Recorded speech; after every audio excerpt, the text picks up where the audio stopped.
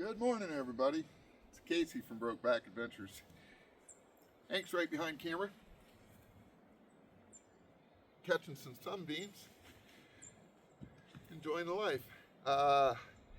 We have relocated to a different camp from our last video. I didn't realize it's been 3 weeks. I kind of lost track of time, so all apologies out there to anybody who is patiently waiting for a new video. This one, we're going to talk about some of the serendipitous meetings you have while doing something like this, and this one takes the cake for sure. So Hank and I were on the Magnum, and we were exploring the Francis Marion National Forest just over that way. Well, actually we're surrounded by it, but we'll get to that. And we came upon a dirt road, and I saw a guy in a skid steer doing some work, and he was out with a hatchet hacking on stuff, and he wasn't a youngster. Wouldn't call him old. I think he was 52. And he was, so I was like, hey, you need an 18-year-old to be doing that kind of stuff, man.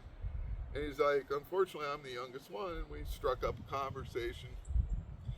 And then another fella shambled on up the trail, and turns out everybody was from the Midwest. We hit it off famously right off the bat. When I told them what they were doing, they were just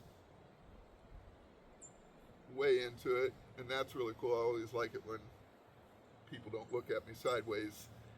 I get a lot of those. And struck up this conversation. They're saying, well, come back and check out the property. And they've got 12 acres here. So we go down the lane. They were in the process of resurfacing the lane with some crushed stone and stuff. And I come back to here, and we're probably maybe just shy of a quarter mile off the road. Get back here, I was like, oh wow, and they start telling me their plans and stuff like that, and I thought it was great. You know, they were trying to start a homestead kind of off-grid property here, and which is fantastic. I love it. Like, right on. And so I've been here for the last couple weeks. Turns out they were able to hook me up with a little bit of work, what I was able to do. Mostly it was running the backhoe, and I don't think you can see it over there. I'll show you in a second. But initially I was the fire safety. They let me camp here. They've let me stay here for the last couple weeks, which is good because I was starting to creep up on that, 600-700,000 mile mark, and needed a slightly extended break. I find out somewhere in between 800 and 1,000 miles, I really need to get off the trike on the haul and unhook the trailer, unload it, and let the legs heal and stuff like that, and recharge, all that good stuff, get your mind right. So I've been here doing a little bit of work, making a little bit of traveling money, because food's expensive, man. And I eat a lot of it these days. It's takes a lot of food to fuel this 170-pound machine. And I'll be leaving a little bit, probably in a week or two, mostly because while I was riding back here and some of the trails, I picked up a not a branch, but a really sturdy twig that got up into my derailleur and just mangled it.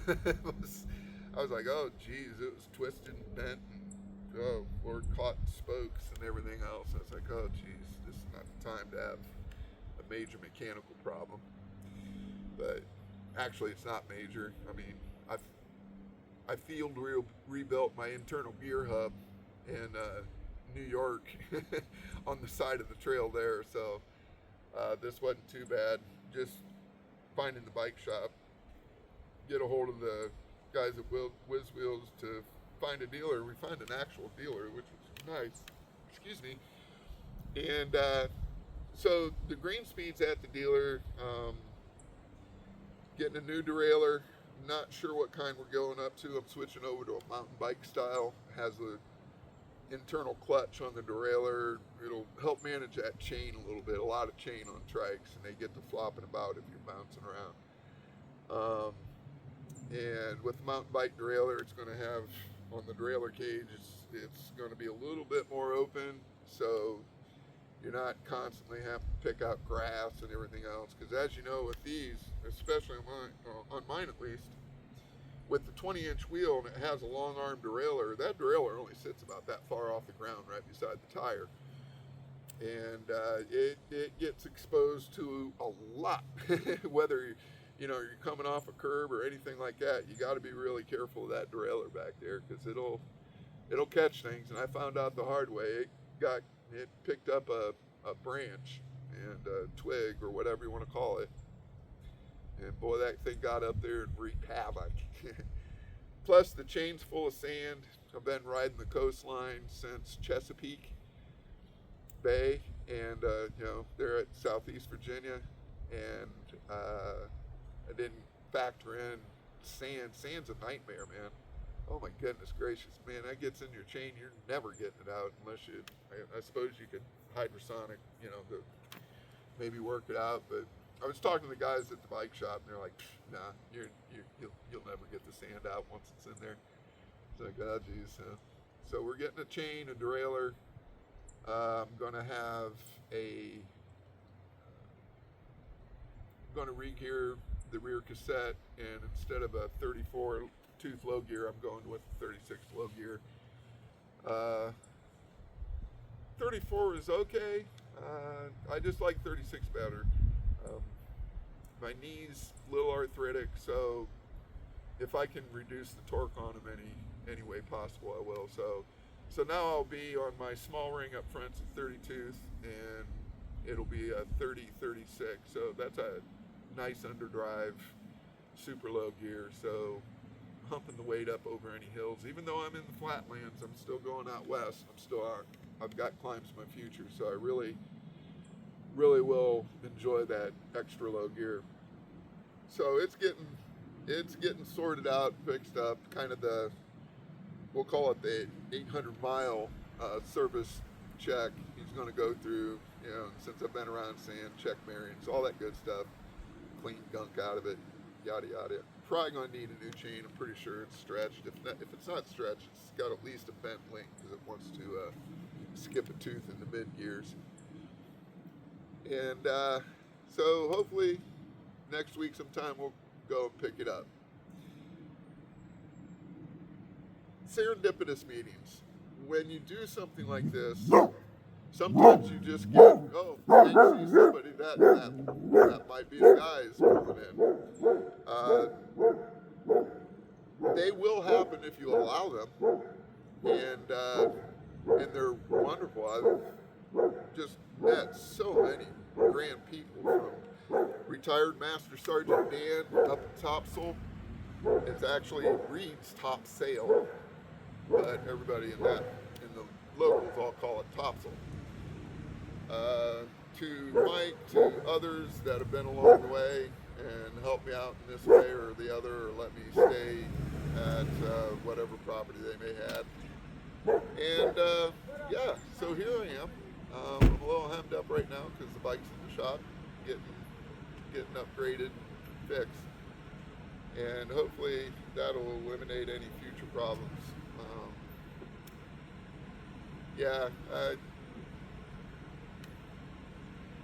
Oh my gosh, they've got equipment. Hot water, buddy.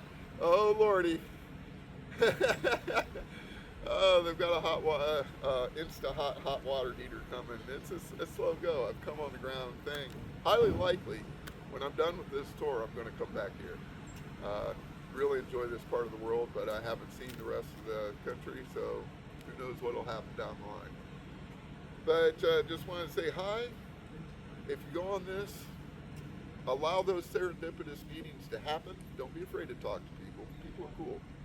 And enjoy it. And I'm going to give you, here in a little bit, we're going to take a tour. The other neat thing is this is right off the oldest road in America. This section it's part of Highway 17 now, but the actual original road, which is still sand, which has been around for 400 years, used to be an Indian trail, goes all the way up to Maine, all the way down to Florida. And it's called Old Georgetown Road. It's amazing.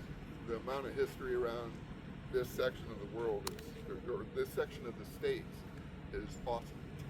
So we're going to roll up to the front. We'll let you see the oldest road in America and the entrance. I'm not walking. It's too far for me to walk. I'm going to have to jump in a little truck and zoom up there.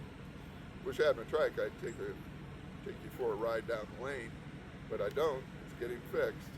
So I'm going to have to break the rule and jump in a vehicle. So give me a little bit and we'll see you back there at the front of the property and we'll talk some more. Coffee is very important.